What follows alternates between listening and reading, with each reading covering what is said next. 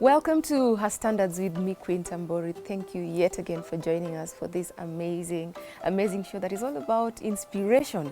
Remember, we are always available on socials at KTN Home, at Queen Tambori. You can also hit our producer up. She's called Grace Waweru. We would like to know what you honestly think about this show. Is it transforming your lives? Is it inspiring you?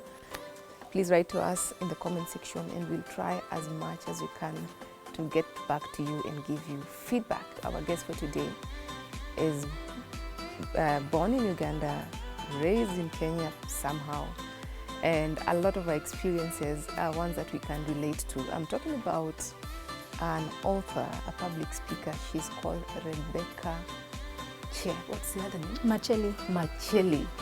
Che is K-E-Y. K-Y-E. Yeah. K-Y-E. Yeah. It's sort of like what we say, the Kambas. So you have Kaleche. And Oh, yeah. Same pronunciation, though. Awesome. Yes. Karibu. Thank you so much for having me, Quinta. How are you? I'm well. Let me read something about you to our viewers who are meeting you for the first time, and then you probably tell us more about yourself. So Okay. Che is also a media personality. She's Ugandan. Like I said, she's a published author.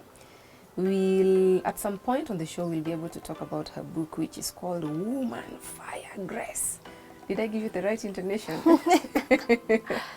Woman, Fire, Grace basically chronicles her 15-year journey of alcohol abuse, drug abuse that led to depression. She was jobless. She was homeless. But she's here now. And this is why I like this show, because we bring you real stories, real women, real issues. But more than that, we're also able to explain to you how you can overcome possibly some of the worst experiences that you can ever imagine. So, Che, tell us about yourself in your own words. What do your people call you? What do they say about you? Well, first of all, I'm a Jill of many trades. I do very many things. I recently just concluded my tenure as a radio personality in Uganda to move here to Nairobi. I am also an actress. I am, of recent, as of May 5th, an author of my first book, Woman, Fire, Grace, which you have touched on.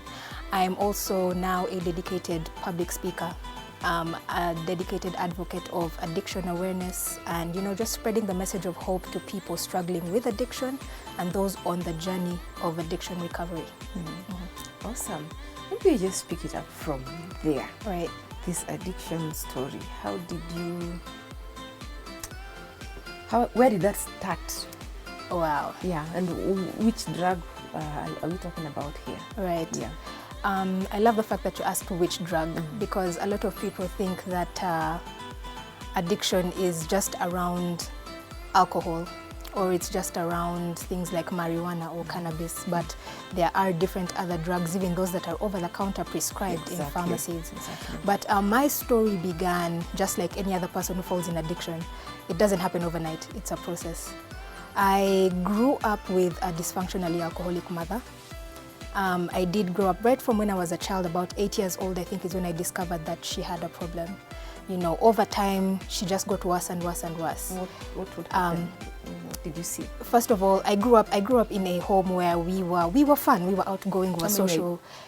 Children. Yes. I'm the last born of 6. Okay. Our eldest passed in 2019. Sorry. Yeah, but we're 3 boys, 3 girls. Okay. Yes. And I grew up with a mom and a father. A very lovely home. My father he's now a retired pilot. My mother is an entrepreneur. I took my personality from my mom. She was outgoing, she was fun-loving, she loved life. She worked hard and she played even harder. Every weekend at home we had parties from as far as I can remember, from when I could crawl. Every Thursday, big. Wow. Thursday, Friday, Saturday, Sunday, we always had uncles, we always had family friends, And so I was accustomed to that environment. Even after school, in primary school, when mom would pick me up from school, that was the time in Uganda where there was a lot of load shedding. So she loved watching her telenovelas. So we would drive home, and then there was a part you would reach and you would know if there is power at home or not. So she would just turn the car and we would head to a nearby watering hole at home, Popular. And I was accustomed to just doing my homework in bars till about 10 p.m. and I had to be at school at 6 a.m. But in that time I know she meant well, I don't think she thought that it would escalate into anything. We would go to this watering hole and she tells me, do your homework, what do you want to eat? And I would say chips, chicken. First she gets her beer, she gets her mzinga, and she sits and she enjoys it. You know, end of the night we go home. She would meet with her friends, would join her. And you know, it would just go on like that. But over some time, I realized in the morning when it was time to drop me off to school, she wouldn't be up, she wouldn't be awake. When I would wake her up, she would be irritated. On some days, she would wake up and she was, you know, jovial. She loved dressing up. She was a fashionista. She would wake up, turn up the music. She's cleaning the house. She's loving. And all this. Yeah. The next day, she would be groggy and she would sit, you know, just stare. She's unkempt. She's seated staring in space. You would call her like 6 times and her eyes are glassy and she's not responding. So it became kind of strange because you didn't know what version of mommy you were going to get. I remember one particular incident that I can never forget. Growing up, my friends and I would have sleepovers at home. We would rotate. This weekend, Louise's mom has us. The other weekend, Rachel's mom has us. The other weekend, our mom has us. And so this weekend, we were home and they were over Friday night, Saturday night, and Sunday. And mom had promised to take us swimming on Sunday. So, you know, it clocked 10 a.m., 11 a.m. She's not coming out of her room. It clocks midday and I go to the room and I knock and I said, Mommy, you promised to take us swimming. And she opens the door in a fit and she says, what? And, you know, I could tell it was one of those days. I didn't know what it was, but I said, oh, wow, this is one of those days. I said, Mommy, you promised to take us swimming. So eventually she didn't even dress up. She just got a nightgown, her hairnet, and she put us in the car and she took us swimming. Now, on the way, she was driving the intercooler. An intercooler is a huge car. Yes. And as we were driving, when she turned the curb, I don't even know what it was. My 3 friends were in the back. I was in the passenger seat. Mom was driving. This is broad daylight, coming to 1 p.m. And something prompted me to turn over and look at Mom, and she had fallen asleep at the wheel. And my little hands were, this happened when I was, I believe, 9 years old. And so my hands are stretching over to grab the wheel. And I think she blacked, I don't know how long she blacked out for, but in that time it was like for about between 5 to 7 seconds. In that time it was a flash of, you know, and I'm trying to reach for the steering wheel. The steering wheel is bigger than my head. And in that moment, she woke up and she sees me grabbing the steering wheel and then she hit me. She said, why are you trying to drive? Are you old enough? And I said, Mom, you know, first of all, you're a child. You can't talk back to your parents. You know, I try and tell your mom that you can't drive. No. So my friends were in the back screaming because the car was going off the road. And the entire trip to the swimming place, she gave us money, we went, we swam, and we forgot about it. But to this day, they're still my friends 25 years later. They're still my friends, and we've never forgotten that incident, you know, so, and it just got worse. It just got worse. The relationship between my mom and I was very, very strained because I started to resent her. I never liked being around her. When I eventually went to secondary school, senior 1, senior 2, I was relieved, you know, because I was getting away from whatever it was at home. She would wake up in the middle of the night, hallucinating, having nightmares. One time I remember her talking about a bear wanting to eat her in her room, and I said, Mom, there's no bear in the room. This is about 2 in the night, you know, but all these were just the adverse effects of alcoholism, you know. I remember Mom would send me to the shop, as far as I can remember. She would send me to the shop as a kid. I was on her, but she would go through 2 mizing a day, 2 bottles a day. You'd go and buy? Yeah, she would send me, because it was me who was home. My brother had gone to secondary school and I was in primary, it was me who was home. And I would go and buy them, you know. First of all, you wouldn't refuse because the whooping you would receive, I mean, you know. So as the years went by, I went to secondary school and I really was that person. Right from childhood, I loved writing, I loved drawing, I've always been a creative. You know, just when it got to my senior 3 in 2005, at this point, this was really the beginning of the end. And, you know, you could tell she started withdrawing a lot. The parties never used to happen because I believe family members now began to notice that there's something wrong with her. You know, all the people who would come around stopped. When visitors would come home, they would only see her in her room. And when you go to her room to see her, the light would be off and she's in her bed. Yeah, it was quite disturbing. But even then, I didn't understand what it was. So in the later years when I got to senior 3, at this time I was 14 years old. I was a very sporty young lady. I loved sports. I still do. I love basketball. Go Lakers. I remember 2005, June, I got the opportunity to represent Uganda in Zambia at a British Council conference for cricketers. I used to play cricket. I played close to the national team. Wow. Yes. And I remember that day when the teacher told me, Rebecca, do you have a passport? And I said, yes. She said, have you been to Zambia? I said, no. She said, okay, go pack your bags. Your mother is coming for you, going to Zambia. I said, what? You know, I was so excited. Mom came for me at 4 p.m. from school. She was lit. Ooh, she was so lit and she was so excited. And you know, the entire drive, we had to first pass by the British Council headquarters and then, you know, head over. The British Council headquarters, she was just giggling. Everyone was quiet and serious. Listen, we had dignitaries of the cricketing fraternity in Uganda. She was just giggling and, you know, she was making snide little comments until she had to be called out by one of the members. It was so embarrassing. I wanted to go under the table and hide. And I just wanted the meeting to be done, and when it was done, we drove home. I was silent the entire ride home. All I could think was, I just need to get on the plane and leave. Like, what is this? I didn't know how severe the situation became whenever I was in school, because I was in boarding school. So I'd be away for 3 months, and so when I came home for those 2 weeks of holiday, I would see a different person. So the resentment kind of grew. On that day, I remember when we got home, she called all the members, like, in her phone book. She was drinking, literally, I remember, as I was packing my stuff, and she was randomly calling people in you remember those landlines? Yeah. She picked up and says, do you know that my daughter is going, you know, not that she meant it, but like she was just happy. Yeah, she was like, my daughter is flying, she's going to represent us at the British Council. But in my head, I'm like, why? You know, why?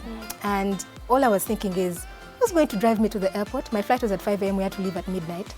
I said, I'm not entering that car if she's driving. I think even her, she realized, she called one of her brothers, my uncles. He came, he drove us. The entire drive to the airport, she was drinking. Midnight. And we got to the airport, and I remember when it got to departures, I got out of the car. I remember vividly, I got out of the car and I walked straight. I didn't say bye to her. And I remember her standing behind me, and she said, you don't even want to say bye to me? And I just kept walking. She said, okay, at least, you know, I like cooking, get me something nice. I said, whatever, you know, and I walked in, I checked in, went straight to my gate. I went to Zambia. Zambia was great. I was there for 5 days. I'd really love to go back to Zambia. I was there for 5 days. It was amazing. On the last day I came back, when we arrived in Uganda, I found, at the arrivals, I found my 2 aunts standing there. Yeah. But, you know, I was used to it because in primary school, Mom would forget to pick us. So there would be a housemaid, there would be a border guy, there would be an Uber guy, CG special guy. So I saw my aunties and I was like, she's drunk again. You know, we get in the car and they drive and they tell me, how is Zambia and everything? I'm like, Zambia is great. And we drive all the way. It's like at that time before the expressway was built, it's like a 45-minute, 1-hour drive from the airport to where we used to stay. And so we drive, and just like when we got 100 meters to home, my aunties turn and tell me, Rebecca, we need you to be strong, Mom passed. And I said, what do you mean, Mom passed? She dropped me at the airport on Thursday. What are you talking about, the Mom passed? They said, Mom went to sleep. She never woke up. And it hit me so hard as a 15-year-old. And at the time I was 14. As a 14-year-old, I couldn't comprehend that. I had never experienced that kind of loss, a loss so close to you. But also I couldn't comprehend the feeling of, am I happy that she's not in pain anymore? Am I happy? Should I be sad? Should I be happy? I was confused. And for decades later, I got to understand that I never really grieved my mom's death. And, you know, we buried Mom. But life was really never the same after that. People never came home. She was the person who used to bind us together. People never came home. You know, there was just this dullness that was just around the home. And, you know, but we had to move on with life. Dad had to come back to Nairobi and work. So it was just basically myself and my brother at home. We basically like raised ourselves. So a year later, I sat my senior 4 exams. So now I'm in vacation, you know, enjoying myself. You know, I was this kind of kid who was not troublesome. Jumping the fence to go see people, CG party. You know, I was all about my books. But I was always on top of pop culture. I used to watch TV from morning to night. I knew what song was number 5, what song was number 10, what song was number 37. I knew who was married to who was cheating on who with who, you know. Pop culture, I was just on top. Yeah. And I remember in my senior 4 vacation, first of all my life, I detested alcohol because I saw what it did to Mom. Your mom. Yeah. I detested it. And so one day in my senior 4 vacation, a friend of mine from school, a guy from school, calls me up. We used to talk all the time on phone at night. And one day he called me up and he convinced me and he said, hey, I'm going out today to a popular discotheque at that time. And I'm like, you heathen. Like, I'm 50. How do you dare talk to me about such things, you know? And he convinced me and he said, don't worry, I'm going to pick you up. I have my brother's car, I'm going to pick you up, drop you back home in a few hours. I said, okay. It was 11 in the night. I said, fine, because he was my very good friend, I trusted him. And yeah, sure enough, I dressed up. We went to the disco. It was a very interesting experience. That was my first experience. Going out. Exactly, going out. I tasted alcohol for the first time. Being a sweet tooth, of course, you know, they were showing me all these things, what we order in bars. Me, I had originally ordered for juice. The lady laughed. She showed me her things, I don't know, whiskeys and what. And eventually I said, I'll settle for this. A very sweet drink, I won't mention the brand, everybody knows it. You know, I didn't know what intoxication was like. I was just listening to the music. Then, you know, I was seated on a stool. But next thing I knew, my shoulder was moving, then my knee. Then I said, but this bass, I've never had this part in this song, you know. Yeah, and that was it. I had about 12 bottles. And eventually my friend came and got me and said, Che, you're drunk. And I said, I'm not drunk. And eventually he said, no, I'm taking you home. He took me home. I don't remember how I got into my bed. All I know is I woke up the next day. I was on my bed, my clothes on, my shoes on, the bag, I think I had just dropped it like this. I opened my eyes, my head was pounding. Dad was not at home? Dad was working in Nairobi. Oh. Dad was working in Nairobi. You were in Uganda with your brother? Yes. So, you know, my head is pounding. I have a hangover of the decade. But I got my phone, I looked at the time, it was midday. In the midst of my headache and my hangover, that was like, my first hangover was my worst. But for some reason, I picked up my phone and I told my friend, where are we today? And that was the beginning of the end, of what should have been the end, really. Yeah, so that was at 15. And from that day, I remember each and every day I was partying. Each and every day. That was senior 4 vacation. Yeah. Oh, that was during vacation? That was vacation, yes. Senior 5, I went to school, back to school, but it was a very laissez-faire school. I became a prefect, so I could leave school whenever I wanted. We had a lot of Kenyans in this school, and they became my friends because I could speak Swahili with them. And these guys, you know, Kenyans come to Uganda to do advanced level. So you have older guys. So these guys came, they had sijui miraa, they had alcohol, they had all these things. And I was prefect. So, you know, they loved me so much. Plus also the fact that we advocated to have reggae in the dance, those guys loved me so much. And so, you know, I had access to alcohol. I would drink at school. I would get a pass out from school to go drink, you know, at home. And yeah, I got to Essex vacation. Now, Essex vacation was long. It was from December to September. I was partying every day. Where were you getting the money from? See, it's not... It's the friends who were buying for you. Yeah, exactly. It's my friends would buy from you. Of course, even my dad, at this time, he didn't know that I was a seasoned drinker now. So the money he would leave me, I would use it for drinking. You know, but most times it was my friends who would buy me the alcohol. Oh, the alcohol is there. It's a house party. The alcohol is there. You know, and because you're in a circle, you're now friends with the guys, they take care of you, you know, and so you just enjoyed that. I just enjoyed the experience, the feeling I had of being around, of just being drunk, you know, and not having to think about so many things. And by the time I got to university, Quinta, I was in first year, I was drinking with third years and masters and PhD students. It was interesting. But eventually, it now moved from alcoholism to alcohol abuse, where now I was unable to keep up with my school duties. I would miss out on class. First year, first sem was okay. First year, second sem is where everything now went downhill. I actually ate my tuition money.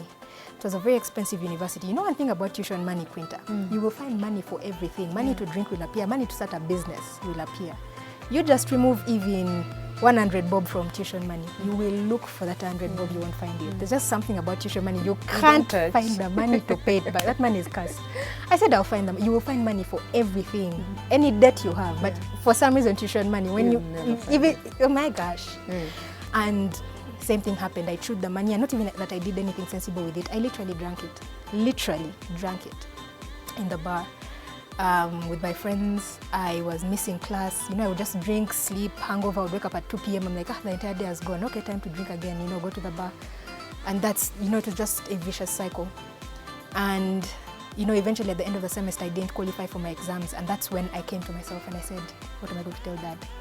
And so I came up with a lie and I told him, Dad, I don't like the course that I'm doing here. Is it possible for us to consider another university? He said, okay, you come home and we see what we can do. And we went home, we talked about it, changed my university. I applied, I got in. Now this one was a Christian university, yeah.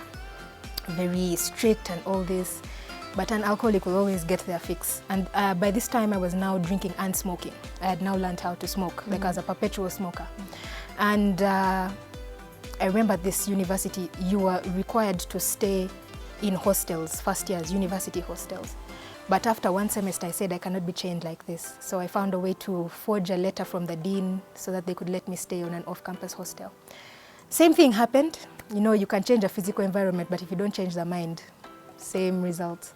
And so first year, second sem, same thing happened. I chewed my tuition. And this time I just sat back and said, Che, what are we going to tell Dad? And, you know, being an escapist, I'd always been an escapist all my life. I don't like dealing with, I never liked dealing with issues. And I think that's why I found my comfort in alcohol. I thought that my problems could drown. I didn't know problems can swim. So, you know, I just kept drinking. And I was in uni for 3 years, but I didn't complete the last 2. And Dad kept sending money for tuition. And you drank all of it? What else could I do? See, I would just get the tuition, I pay for hostel, I go there and I drink and I just be there. But I wasn't actually attending school. Eventually, of course, you know, time catches up with everyone. Eventually, it was found out I wasn't studying. How? How did Dad find out? One day, I was getting up to leave the house because now it was third year. Third year, second sem, you should be working on your thesis or your dissertation. Sure, I didn't look like anyone who was working on a dissertation or thesis. I was out all night, come back at 6 in the morning, sleep till 4 p.m., leave the house from 5, but, you know. So one day I was leaving the house and Dad's car was coming in. And then he said, hey, I want to talk to you in the sitting room. So long story short, I sit in the sitting room and they pull, him and his wife pull out a paper. Oh, he remarried. Yes, pull out a paper, and it was my transcript, like basically my results from first year to third year. And it was just first year, first sem results, proper est, blank, blank, blank, blank, blank for the rest of the semesters. There were no words, and they just told me, just go and think about yourself. And in that moment, I was so heartbroken because the look in Dad's eyes, he was the person who had always done everything for us. You know, even when Mom, he did everything. We never lacked anything. There's nothing I ever lacked in my life. If I told Daddy, I want ice cream at midnight, to would appear. You know, he was that kind of person. And so it broke my heart so much.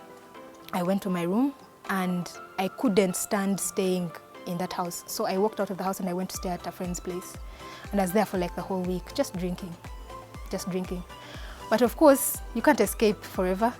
Even at the end of the 7 days, my friend said, it sounds funny in Luganda, he said, Gende kaba kulaveko. Basically, that means even you go home and they see you. You know, go home, let your people see you, you know. And so I come home and eventually my dad told me, we really don't know what to do for you. We took you to one university, you failed, we took you to this university, and also your drinking is getting out of hand. We don't know what's going on. And eventually they sent me to Nairobi. Now, I loved Nairobi. Nairobi is my happy place. You know, growing up, I loved Nairobi. But now this time I was being sent here on punishment. There was nothing happy about this time. And so they sent me to a convent. Convent? Yes. They first told me it's a school. Yeah. It was a Catholic convent. Oh my goodness, Quinta. Those were the most interesting 6 months of my life. What did you go to do there? 2014. You know, it's literally, it's not even rehabilitation. It's a convent. It's run. You know what, I'm still trying to comprehend to this day what that place is. It's a very beautiful, like manor, like mansion. But there are Catholic fathers who stay inside there. Who, to this day, nobody ever saw their faces. I think it's only the senior mother. But in that place, they created a, can I call it an institution, to teach underprivileged girls things like food and beverage, science, catering, you know, those things. So basically, they put you there to, like, cook for the fathers, to look after the house management, things like that. My goodness, they gave me a uniform. You know, a piece of cloth, like they just folded it and got scissors and cut where. It was so terrible. It was actually a heavy thing. It was so bad. And it was just culture shock for me, you know, in a convent. Hi, this was my first period of withdrawal, of going a long time without alcohol or cigarettes. Now, the thing with the mind is, when it's accustomed to chaos, it can't comprehend clarity. And I remember I was there in the kitchen. I used to work in the kitchen, dishwashing duty. Quinta, there's no one who washes a spoon better than me. No one. And you know, there they don't just, it's perfection. Like you have to wash the spoon, dip it. School, You know, and the way the meals were prepared, it was literally like hard labor. We wake up at 4 in the morning and we sleep at 11 in the night, you know, my goodness, 3 meals a day, and not ordinary ati ugali and sukuma, no, breakfast, scones and almond, you know those things, lunch ravioli and pascata, and oh my days. And then I had to get accustomed to, I don't know, a bell will ring and then you have to look at a photo and recite some prayer. Things, I just wasn't used to it. And eventually, after a few weeks, I had my first mental breakdown. I never knew what a mental breakdown was. I used to hear about it all the time. But when it happened, I found out years later. Years later, I found out, I think I found out last year that I actually had a mental breakdown. I was washing dishes, and out of the blue, I just felt so overwhelmed that I began to cry. And one of the sisters came running and said, Rebecca, what's wrong? And to be honest, I had no answer for her. I told her, I don't know. I do not know. And she said, okay, put the things down, you can go to your room and rest. I went to my room and I just lay on my bed and I cried, Quinta. I don't know what I just felt this huge sense of overwhelm and stress. And at the end of my crying session, all I knew is I need a cigarette, not even a drink. I said I need a cigarette. I didn't know how, but it was going to come into that convent. I managed to get the cigarettes into the convent. And yeah, long story short, I was exited from the convent. One day we were just cooking and in the kitchen, and yeah, I believe somebody found the cigarettes. We thought someone was being attacked. No, somebody ran into a pack of cigarettes in a convent. We were so traumatized. Yeah, so they called my mother and they told her, you know, so they tried to be as polite. They were so traumatized. I could tell that, what do they call the head mother?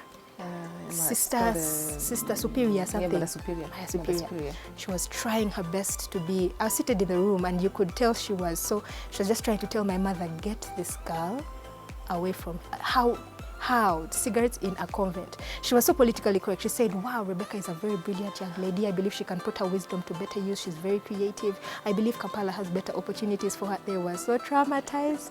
So we get home and, you know, my parents were just beat. They said, what do we do with you? What do we do with you?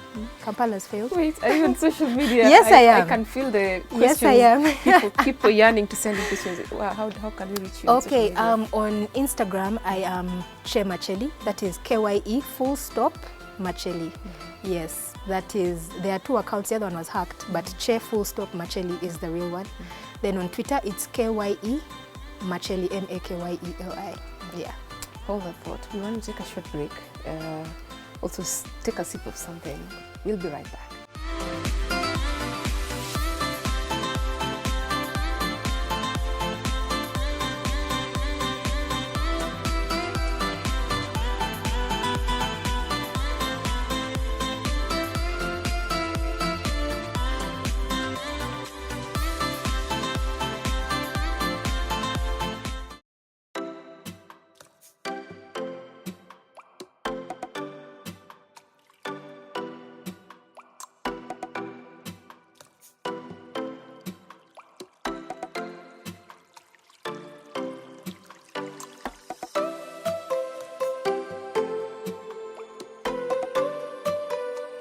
Welcome back to Her Standards with me, Queen Tambori. Thank you for sticking around. Today we have a very, very interesting guest. She's called Rebecca Macheli, also known as Che. Before the break, we were just getting to understand how she got involved in addiction. She struggled with alcohol addiction, addiction to cigarettes. And you know, some of these things we think that they can only happen to other people, but in real sense they can happen to anyone. She took her first sip of alcohol when she was 15 years old, and the rest, as we say, is history. But she has battled it and she's actually overcome it. That is precisely why we have her on Her Standards today. So welcome back, madam. Thank you for having me. You're very brave for sharing with us your story. You know, that's the thing about healing. Yeah. Healing means coming to a point of no shame, no condemnation of what you've gone through, and actually using your pain to be able to help others. You know, yeah. So I'm very, very open and generous with my testimony. Yeah, because I know that there's so many people battling it, especially when it comes to alcoholism and women. You know, there's a saying in Africa that a woman's sins are on her forehead. True. A man can do something and get away with it, but you, yeah. So I mean, I'm willing to be one of those burden bearers, to be able to stand up and be a voice for it, because I know alcohol, not even just alcohol, but even now in the time that we are in, drug addiction in general is a very huge issue. Substance use disorders are taking young people, you know, each and every day. I've buried friends. I have friends who have moved from alcohol to harder drugs because they were looking for greater highs. We've buried friends. Many of them now are still stuck in the ghettos in Kampala. You can only do what you can. Some of them we've managed to have them because their families chased them out of home. So now the streets welcome them. And that's an issue, you know, the family rejects you, but the streets welcome you. So it's from the frying pan into the fire. So we're really trying to create a lot of awareness, especially to people, about understanding how to deal with loved ones who are dealing with addiction. Yeah. True story. 2016, 2020 is a long time. If you're to account everything that went down, you probably need a couple of days. Yeah. To cut that long story short, when did you know you were in trouble? When did you know, hey, Che, there's something wrong, and if I don't do anything about it, I'm going to end up in a very bad place? Knowing that I was in trouble with alcohol, Yes. that was in 2020. Imagine at the end, just at the point of breakthrough, that's when I knew that I was in trouble. Not in the 15 years that I was drinking, not in the times when I was fired from each and every job that I got, not in the time when I was kicked out of the house by my father. Your dad kicked you out? My dad had to kick me out because even in hindsight, I understand he was coming from a place of not knowing what was happening. This is a man who had lost his wife to alcoholism, and now it's happening to his youngest daughter. He did not know what to do. As a person, I think he felt as a failure. He did not know what to do. It was a reaction that came out of, you know, him not, I think even him seeing me every day. And it happened after an incident where I came home and I had to have the border guy jump the gate, and he was almost killed by our askari who almost shot him with an arrow. It's a long story. Buy the book. But in the morning, all my life, my father, I've never had my father raise my voice. He has never hit any of the kids. But that day, this was 2015. I had managed to get some jobs here and there at advertising agencies. I'm a communications consultant as well. And that day, he had had it. He had had it. And he said a lot of things which I believe, which actually were very true, could have happened. He mentioned how one day he was going to be called to identify my body in a trench. One day he was going to be called to identify my body in a morgue. He said, if I don't do anything with my life, I'm actually going to end up dead. And he was actually right. And that day he asked me to leave his house, which I did. And after that, I started living in office where I was working for a month. Yeah, it was a very interesting time. That's where the fire bit of the book is, from 2016 to 2020. Yes. You lived in the office? I lived in office for 1 month, and after that 1 month, I managed to get some money at the end of the month and move in with a friend. How do you live in the office? Still trying to understand that. Survival is for the fittest. Yeah, I lived in office for a month. It's not until the last week of the 4th week that the human resource manager noticed and told me, Che, you can't be doing this, you know. And I moved in with this other person, but it was like frying pan into the fire, you know, because now I'm making good money. And then this person is a DJ. I like partying. I'm in the advertising scene my clients were breweries, my clients were telecom companies, so I was in the entertainment space, events. So it was just a mess, you know. Eventually, I fell into depression because at work, each and every job I would go to, they would complain about my work. And I used to do good work, but eventually when I started drinking, because when I was home, I wanted to escape from home. So work would be my escape.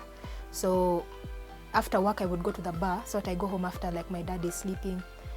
When I wake up in the morning, I wake up before he wakes up. You understand? I leave the house before he wakes up. It was just an escapist thing. So at work, when my boss complained about my work, I felt like it was an attack. So now the place where I'm escaping to is attacking me. So now I would find comfort in the bar. Does that make sense? Sort of. Yeah. And so it was just a vicious cycle. And eventually, at the first job I had, I fired myself. I had a mental breakdown and I left. I was in a cycle of debt because I was drinking my salary in like 2 days, and then I would have to go to a money lender and I would stake there the company phone.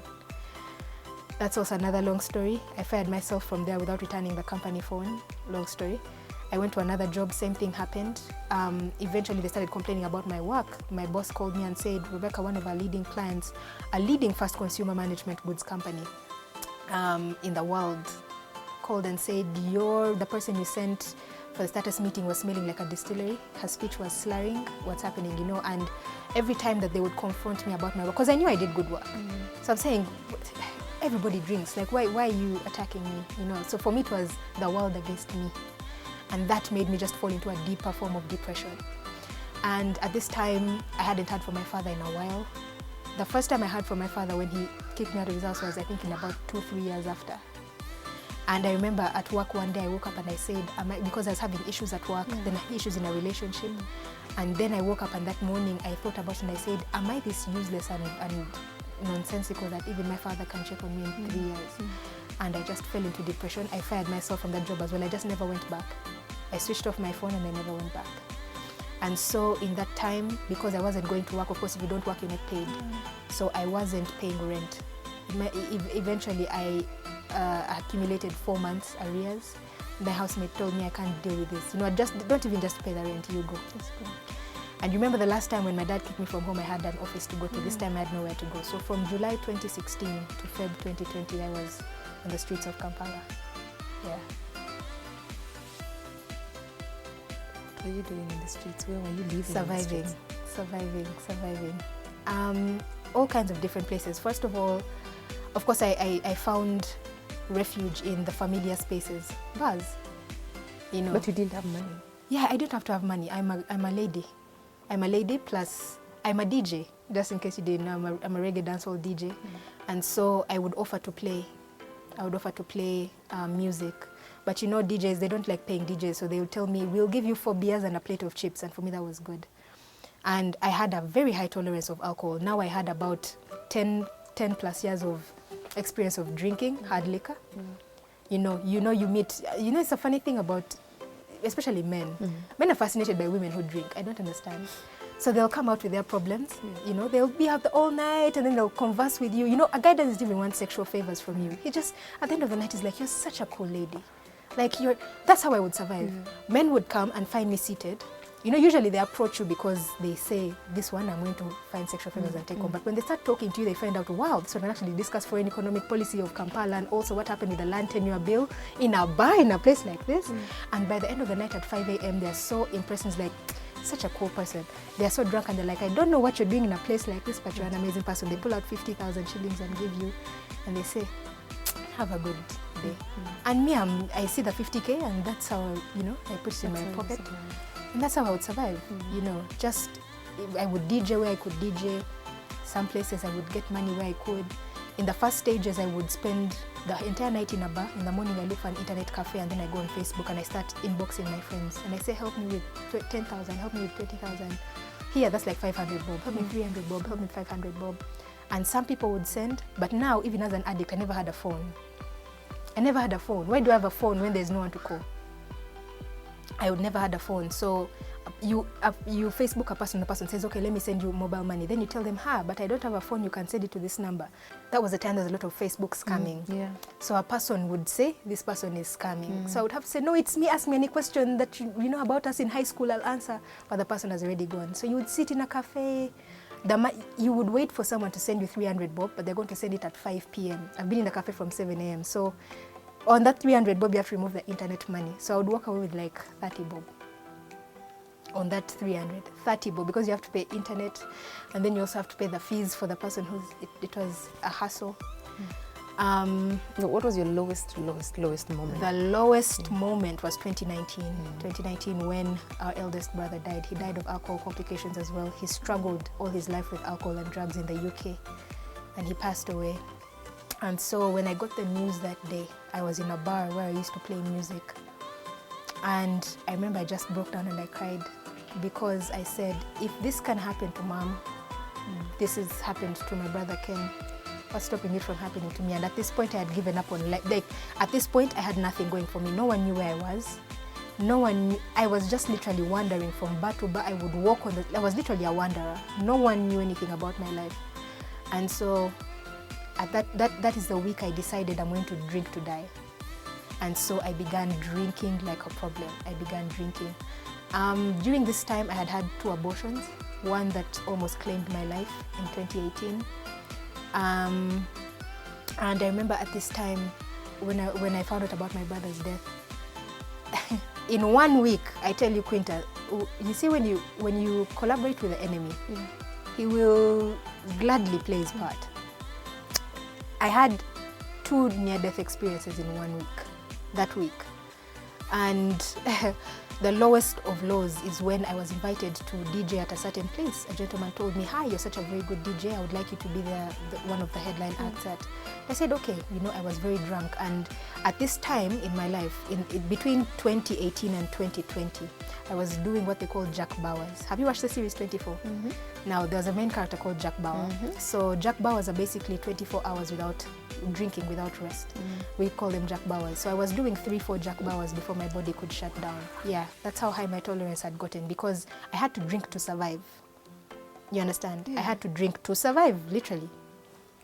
So I found places that could let me DJ at whatever time, because wherever I would DJ, there would be alcohol. Wherever, you know, community was, I could just be there so that, and most of the time Uganda is party central. People drink at any time of the day. There's a bar that opened up in 2018 where I was a DJ. It opens at 5 in the morning. When other bars are closed, it opens at 5 and people are there up to midnight. It closes, it restocks, it opens at 5. And people go, because in other bars, people are being chased. They chase them at 5, 6. They tell them we're closed. Everybody knows we're heading to this one. And so I would be there by 6 in the morning, ready to receive people, get my shots, get my drinks, get my tips. Yeah, and so that's where this gentleman found me. And he told me, "I'd like you to be a part of my bar's opening." And I said yes. And I had done 2 Jack Bauers now, yeah? That's 48 hours. 48 hours. And I said, it's okay. I asked him, when is it? He said, it's tomorrow. I said, okay, you'll find me here, you pick me up and we go. And sure enough, he did pick me up. We went to now this is the 3rd Jack Bauer. And I remember I went to the bar and I was so drunk. I was so drunk because now I was drinking just mizinga. I was drinking crude. Not crude, I was drinking plain gin, you know. I would drink beer once in a while when things are bad, like when there's no other options, but my drink was gin. And I was drinking about 1.5 liters or 1.5 mizinga, or 2 or more in a day, in one sitting in a night. And so I remember we got to the bar, and I remember the gentleman asked me, because I was so lit. The gentleman asked me, "Do you want to eat anything?" And I looked at him, I said no. I had no appetite, all I wanted to do was drink. I never liked eating. He said, would you like to eat something? I said no. He said, "What would you like?" I said, I mentioned my brand. They brought me the muzinga. And I started to drink. So in an hour, at about 9 p.m., I was supposed to start playing. And I remember I went to the DJ booth. The last thing I remember seeing was the machines. I passed out. Next thing I know, I woke up. I was in a very tiny room. Now, I knew my familiar places in Kampala. I had familiar places. You know, they say an alcoholic, however drunk, can never felt find their way home. I had my familiar spots, however drunk I was. There were places I would go, little corners where I would go lay my head. There are shops where I would go shop, balconies where the Askaris knew me, malls where the Askaris knew me, because even they used to smoke. So if I had 2 cigarettes, I would give the Askari one. He lets me sleep on a balcony, you know, like that. And he says, but in the morning you have to leave 7 a.m. I'm like, it's okay. So I would go cover myself with a jacket, lay down on the balcony. If it's border stages, taxi stages, you know, they knew me in certain places. And so I woke up and I was in a room and I said, "Che, in all our 15 years, this one."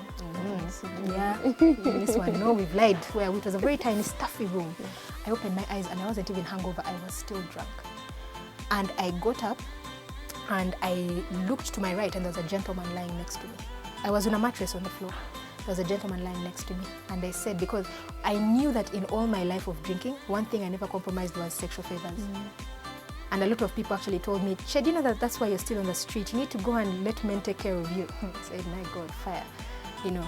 And I looked at the man and I said, "Che, no, I know we drink a lot, but no, this cannot have happened." And so I got up and I rushed towards the door. I wasn't thinking, right? I rushed towards the door and I started to pull on the door. It was locked. The key is not in the door. And so I heard him from behind. He woke up and he said, "What are you doing?" Now I'm like, this guy is awake. I don't know who this guy is. I'm scared. I'm still drunk, panic mode. I start pulling on the door and I'm like, "Hello, someone help open, someone help open." The man says, "Stop shouting." This whole time I'm not looking behind because I just want to go through the door. And I start shouting and then he says, "Stop shouting." Next thing I knew, he had his arm around me and he began to choke me. And he choked me. It was like for about a whole minute, about 30 seconds to a whole minute. And I remember my consciousness I was losing consciousness. And all I could think about was, wow, this is how it ends, Che. You know how they say your life flashes before your eyes when you die? It actually happens. I started to see mom. I started seeing dad, my brothers. I started to see my friends. You know, nobody knew where I was. I was just thinking, wow, with all the dreams and hopes that I had in life, this is how it ends. And just as I could feel the last bit of consciousness slipping out, I heard his voice and he said, are you going to stop screaming? But I was literally so weak, I couldn't speak. So I just nodded my head and he released me and he put me on the mattress. And I'm drunk and I'm really trying to understand what's going on. And he says, are you ready to just chill and let me speak to you? And I said, okay. And he told me what had happened the previous night. He said, you passed out and my boys and I were in the bar drinking. And one of the bartenders, first of all, this is a bar I never knew. It was in a neighborhood I didn't know. So it's a very foreign place. And so he tells me, one of the bartenders, when I passed out, they put me in a couch and I just was lying there. And he told me one of the bartenders came to their table and said, I can sell you this lady. And he sold me for 20,000 shillings. 20,000 shillings like 600 Kenya shillings. And he said, you bring 600 Kenya shillings and I sell you this lady. And one of his friends actually bought me. So at the end of the night, as they were leaving, his friend, basically, this was an act of God. What he was telling me is, I believe, something that happens repeatedly. Yeah. He told me, do you know that girls disappear in Kampala? Girls like you disappear in Kampala. He wasn't asking me, he was informing me. Mm. He said, if you had gone with my friend, you know that you would disappear. Anyway, long story short, from the conversation I picked up, he's a military man. Mm. And he said, I saw this, like, he said I was just touched. Because I don't know, he said I was just touched and I took you from my friend. Because at the end of the night, even the friend was so drunk. You know, military men drink, they have guns, they have this and this. So for him, he said, no, let me take the lady. And somehow, he said, I managed to get you from him. And he brought me home. He said, I put you in my, okay, in Uganda they're called mpenkoni, but it's these big SUVs. And he said, it's white. He said, you look outside the window and see. And even me in my drunkenness, I went to peep and see. You know, in my shock of hearing this story. And it was there parked. He said, I put you in the car and I brought you here. You know, and in all this, he's asking me, from speaking to you, you sound like an intelligent lady. Because that place is such a dingy place. It's such a ghetto place. What are you doing in a place like that? Me, I'm drunk. All I could think about is it's 7 in the morning. This other bar is open. I want to drink. I want to play music. That was my happy place. Being around alcohol and playing music and people, that was my happy place. That was my familiar chaos, you know. And so the gentleman is talking to me and he says, in my head, I'm like, I do not have the time to explain my last 15 years to this man. I told him, sir, please just let me go out of this place. He said, no, I need you to understand, like, get your life together. Do you need to rest? Do you need to eat? I told him, no, I need to go. He said, you're drunk. I told him, I don't care. He looked at me, he got some money, he gave it to me, and he said, I need you to be careful out there because girls like you are disappearing because of the choices that you're making. In my head, I'm like, I'm not going to disappear anywhere. Please unlock this door. Please let me go. He unlocked the door and he let me go and I went to the bar. You went back to the bar? Yeah. What was the turning point? What is your turning point? The turning point was COVID. Oh. 19, the lockdown. Yeah. You know how people say rehabilitation is a place? No, rehabilitation is a process. I went through my own rehab with God.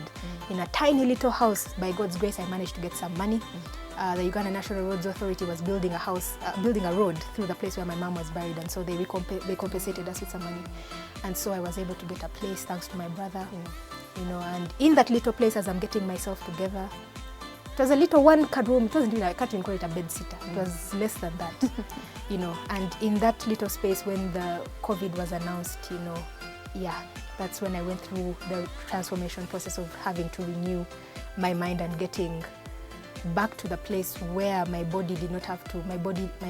did not have to depend on alcohol. Did not step into any rehabilitation I did not center. step into, but I went through a very excruciating process of mind renewal.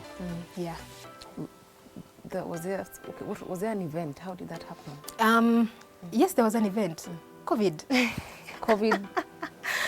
Yeah, the lockdown, because now shops are not being stocked, so there's no alcohol, there's no cigarettes. Then also I have no money.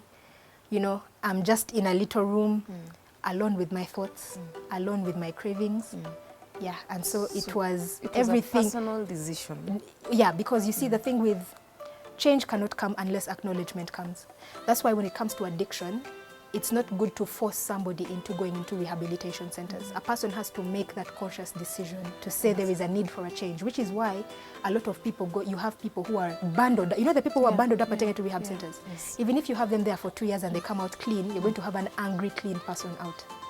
So there is nothing you've done, do you understand? And so that is the first step of recovery. Acknowledgement. Yes, and I did acknowledge, you know, you'll never know you're addicted to something until you're in a place where it's lacking in your life.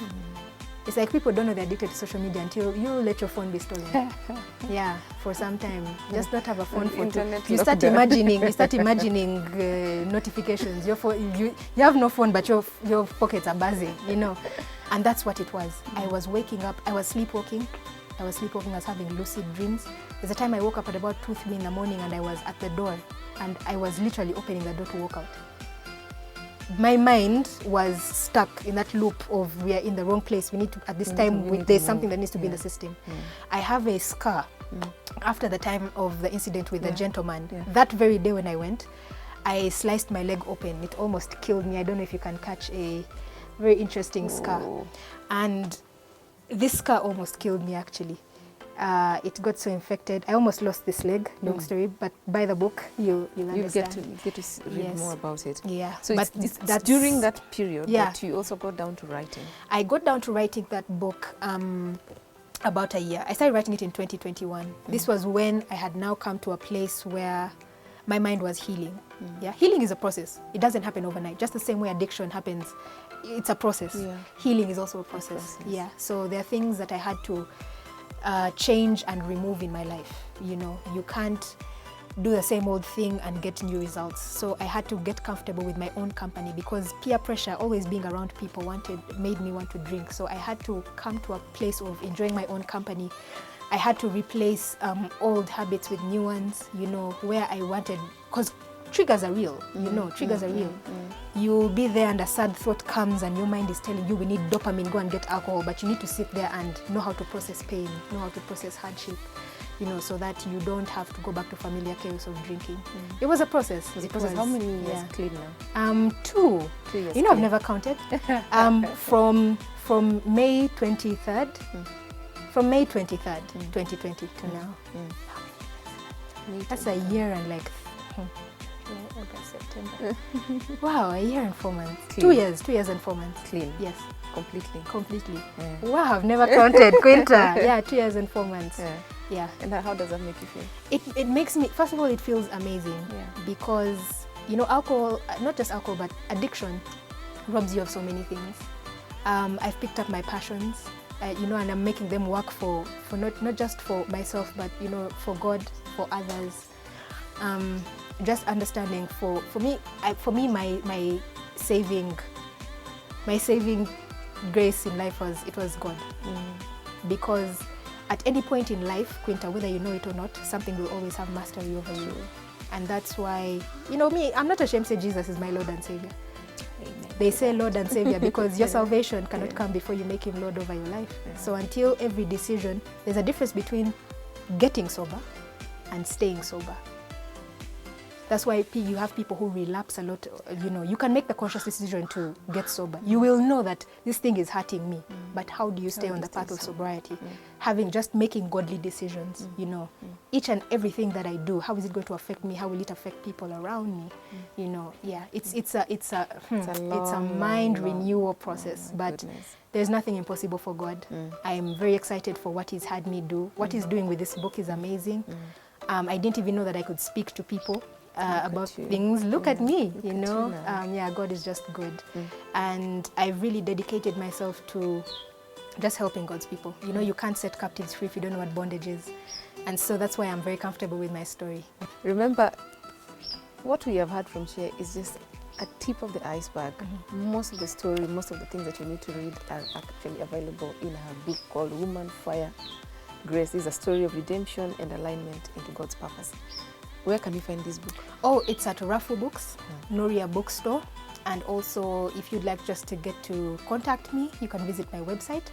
I have a website, www.rebecca-macheli.com.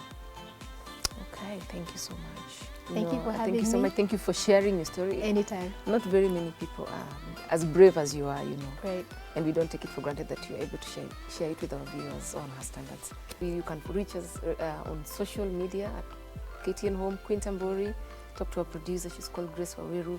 You can also reach out to Rebecca Macheli herself on social media. This is amazing, I think. And this is why the show is here for you every other week, to inspire you, to stir, those deep thoughts, to talk about, to have difficult discussions, some that we normally don't even create time for, or talk about things like drug abuse, stigma, depression.